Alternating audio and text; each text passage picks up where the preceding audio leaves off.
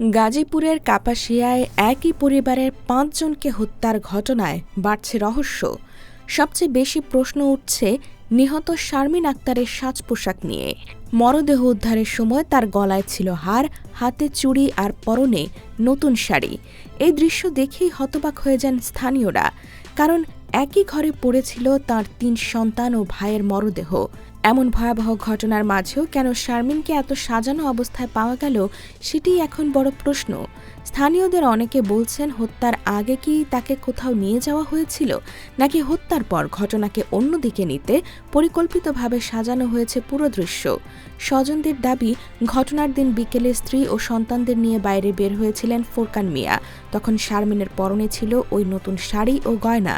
পরে মরদেহ উদ্ধারের সময়ও ওই একই পোশাকে পাওয়া যায় তাকে। এ ঘটনায় প্রধান অভিযুক্ত শারমিনের স্বামী ফোরকান মিয়া।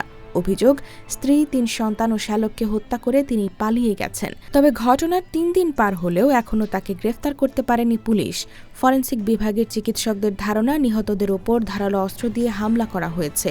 ২ বছরের শিশুকে শ্বাসরোধে হত্যা করা হয়ে থাকতে পারে বলেও মনে করছেন তারা। এছাড়া বড় মেয়েটির হাতে আঘাতের চিহ্ন পাওয়া গেছে। ধারণা করা হচ্ছে সে হয়তো হামলা ঠেকানোর চেষ্টা করেছিল। নিহতদের পাকস্থলের নমুনা পরীক্ষার জন্য পাঠানো হয়েছে।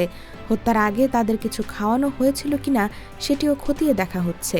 এদিকে ঘটনাস্থল থেকে ফোরকান মিয়ার নামে একটি টাইপ করা অভিযোগপত্র উদ্ধার করা হয়েছে, যেখানে স্ত্রী ও শ্বশুরবাড়ির লোকজনের বিরুদ্ধে নানা অভিযোগ তোলা হয়। তবে সংশ্লিষ্ট থানার দাবি, এমন কোনো অভিযোগ তাদের কাছে জমা পড়েনি। নিহত শারমিনের স্বজনদের ভাষ্য, দ্বিতীয় বিয়ে নিয়ে স্বামী স্ত্রীর মধ্যে দীর্ঘদিন ধরে বিরোধ চলছিল।